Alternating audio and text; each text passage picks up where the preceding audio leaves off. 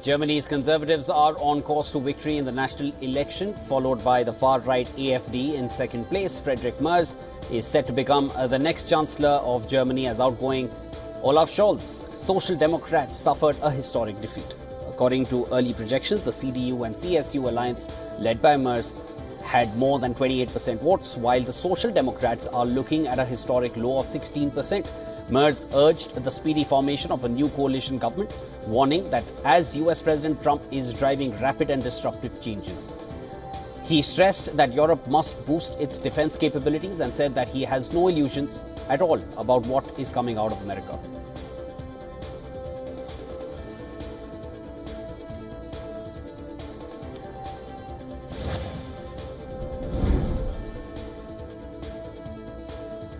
French President Emmanuel Macron congratulated Germany's conservative leader Friedrich Merz on his party's win in parliamentary elections. Macron stressed the need for unity in this period of uncertainty. Macron will visit Washington on Monday, where he hopes to persuade US President Donald Trump to include European leaders in any settlement of the Ukraine war. Trump earlier said that he is ready to resume diplomacy with Russian President Vladimir Putin and negotiate an end to the war in Ukraine without the involvement of European nations or Kiev.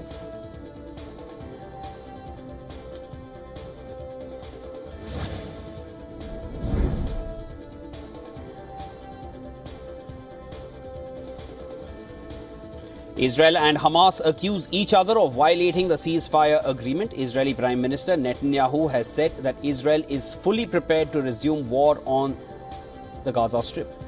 Israel has also increased its operational readiness in the area surrounding the Gaza region after the Prime Minister's comments. Meanwhile, senior Hamas official Bassem Naim said the mediators, especially the Americans, must pressure Israel's government to implement the agreement, as was agreed. Meanwhile, in neighboring Lebanon, Hezbollah's deputy chief Naim Qassem warned that resistance was not over as hundreds of thousands mourned slain Hezbollah chief Hassan Nasrallah.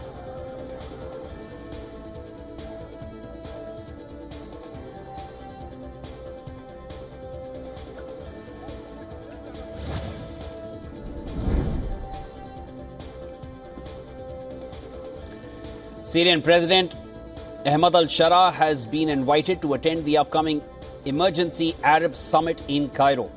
The invitation was extended by Egyptian President Abdel Fattah el-Sisi, and this is according to reports. However, no further details were provided on their communication. Last week, Egypt confirmed that it will host the March 4th summit with the primary focus on rebuilding Gaza without displacing Palestinian inhabitants. كان الاجتماع بالغ تقدير الدول.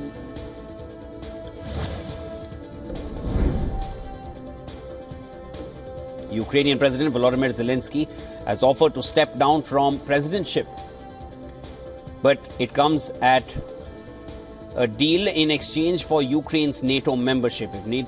If Ukraine becomes a NATO member, then he is willing to step down. Zelensky has been seeking NATO membership for Ukraine as a part of any deal to end the war with Russia, which has entered its third year. However, the United States-led bloc has been reluctant to commit for Ukraine's membership. Zelensky and US President Donald Trump have engaged in a war of words since American and Russian officials met last week in Saudi Arabia for their first high-level talks in 3 years. Може ця війна згаснути на лініях, які є зараз? Ні.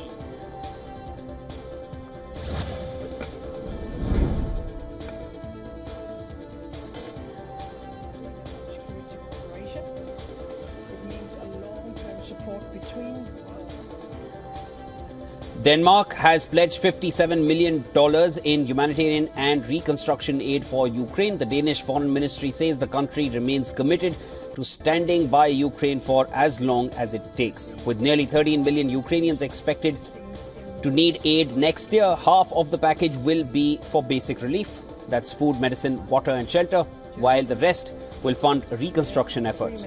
Since the war began, Denmark's humanitarian aid to Ukraine has surpassed $140 million, with military support totaling a staggering $7.5 billion. Meanwhile, Danish leaders are warning of an increasing Russian threat, with Copenhagen set to boost defense spending by $7 billion over the next 2 years.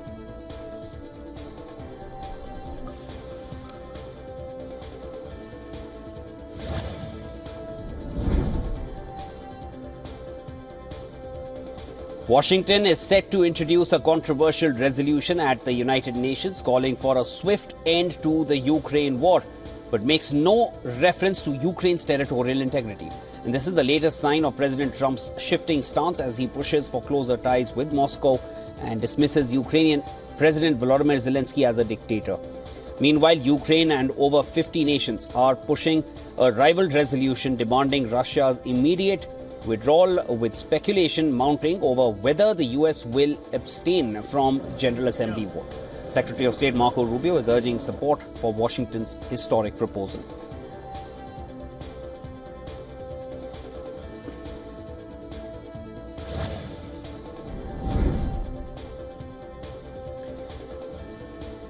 US Agency for International Development has announced that it is eliminating 2,000 posts and putting thousands of foreign service officers and other direct hires around the world on administrative leave.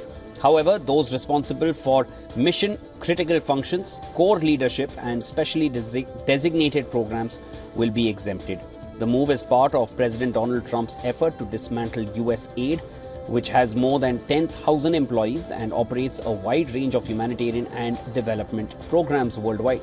This comes after a federal judge allowed the administration to move forward with layoffs and forcing employees based abroad to return to the US. Trump and his ally tech billionaire Elon Musk has repeatedly criticized foreign aid programs, claiming they are rife with fraud and aligned with a liberal agenda.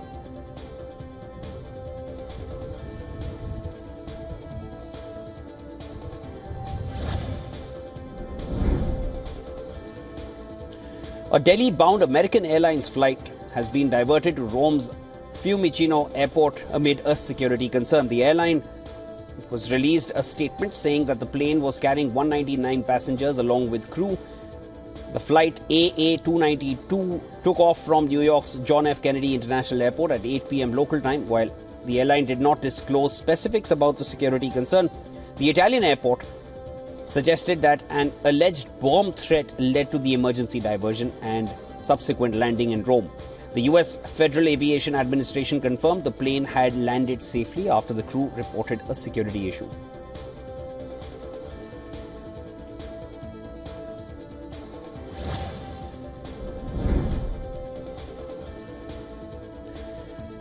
Afghanistan's Taliban government has removed the ban on women's radio station Begum.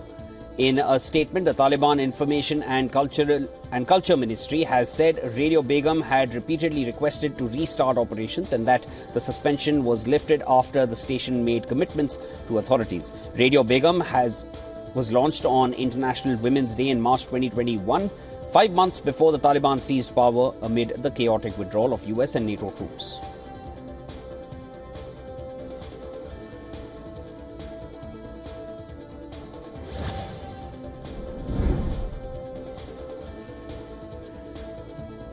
Pakistan security forces have killed 7 militants in 2 separate operations in Khyber Pakhtunkhwa's Dera Ismail Khan district this weekend. The Pakistan Army's media wing has said that troops acted on intelligence reports, eliminating 4 militants in Darban and 3 in Maddi.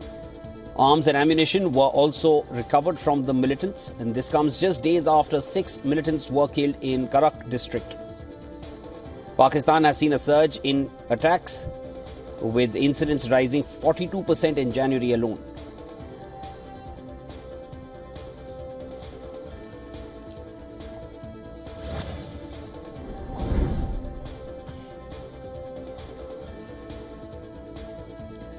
Indonesia has launched a new sovereign wealth fund aiming to manage state assets worth over $900 billion. President Prabowo Subianto hopes the fund will accelerate Indonesia's growth. The newly elected leader has pledged to boost annual growth from 5 to 8%, introducing sweeping budget cuts that have already triggered protests.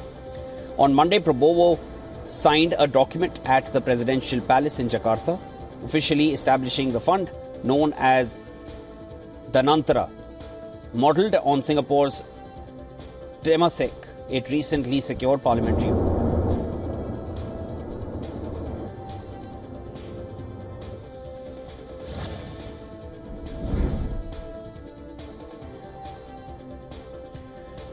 Prime Minister Modi inaugurated the Global Investors Summit in Bhopal today. The event will aim to showcase the state's possibilities for investors and industrialists.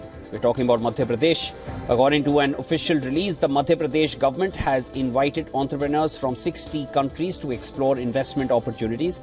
The summit will witness the participation of 13 ambassadors, 6 high commissioners and several consul generals from key strategic nations, further strengthening international business ties for investors and industrialists.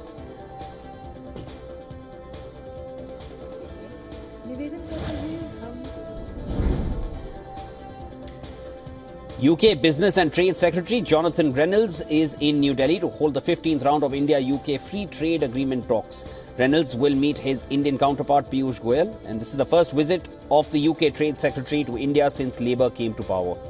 The Free Trade Agreement will boost £41 million trade relationship between the two nations. India has been the second biggest source of FDI into the UK for 5 consecutive years, with investments increasing 28% year on year.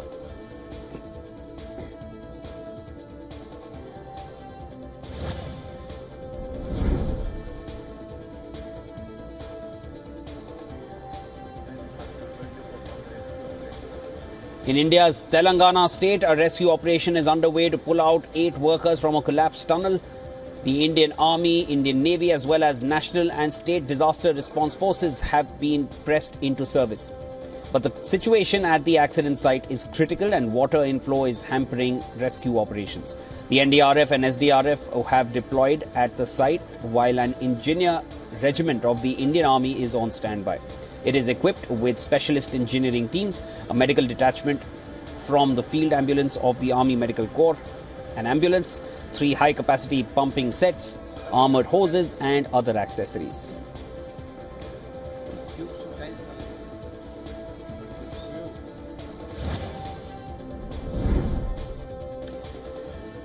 "13 FIRs have been filed against 140 social media influencers in the Indian state of Uttar Pradesh for spreading fake and misleading information about the ongoing festival of Mahakumbh in Prayagraj. Social media cell of the Uttar Pradesh police has been keeping a close eye on all social media handles including Telegram and Instagram after objectionable videos of women pilgrims taking bath in the Triveni Sangam surfaced across various platforms. The crackdown comes as the Mahakumbh nears its last day. That is 26th of February. It began on the 13th of January. A massive influx of devotees is expected on the 26th due to the festival of Mahashivratri. UP police says complete arrangements have been made for the festival.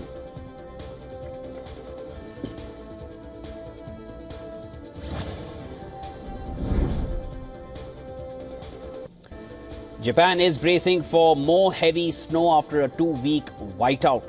The Japan Meteorological Agency warns of avalanches, icy roads and freezing temperatures, especially in Niigata, Ishikawa and Nagano. Several cities have already been recording snowfall, leading to travel disruptions and fatalities.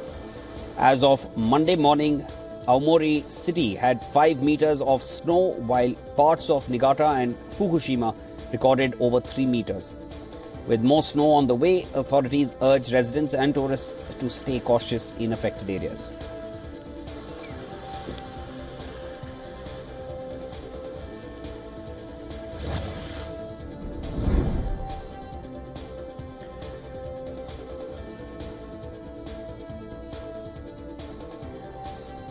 At least 7 people were killed in flash floods in Botswana.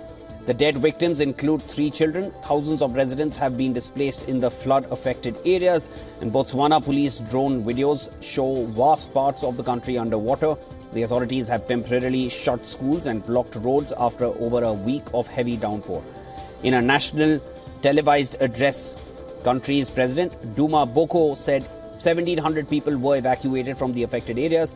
A local dam was overflowing in the capital Gaborone, and disaster management officials suggested that inadequate drainage in urban areas may have contributed to the water building up in some of the worst hit low-lying areas.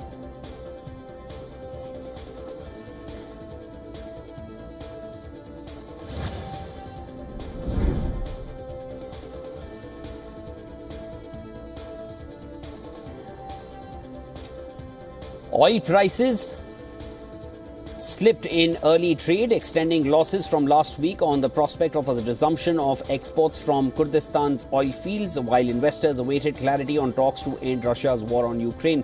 On the supply front, Iraq will export 185,000 barrels per day from Kurdistan's oil fields through the Iraq-Turkey pipeline once oil shipments resume. Brent crude now trades below $75 a barrel.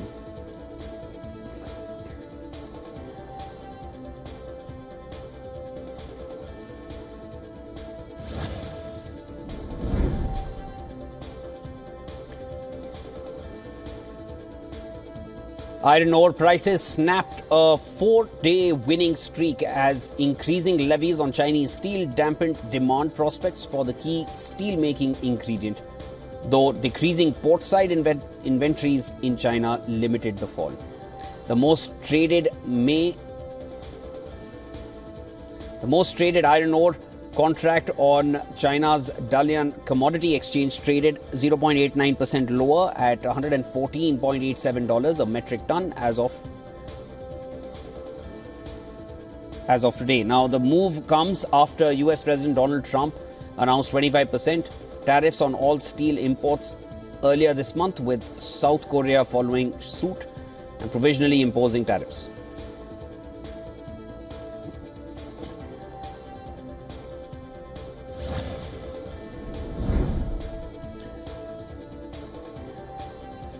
Space is about to get more crowded for Elon Musk. The billionaire Starlink communications network is facing increasingly stiff challenges to its dominance of high-speed satellite internet, including from a Chinese state-backed rival and another service financed by Amazon.com founder Jeff Bezos.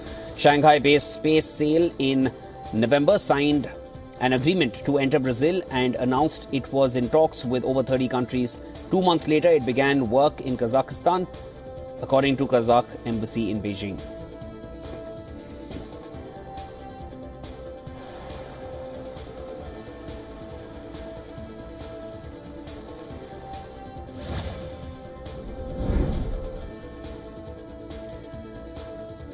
Alibaba said it plans to invest at least $52.44 billion in its cloud computing and artificial intelligence infrastructure over the next 3 years. The Chinese e-commerce giant had said it had plans to invest in the sector while announcing its results on Friday, but did not approve an exact figure at the time. Alibaba said the total investment amount exceeds the company's spending in AI and cloud computing over the past decade.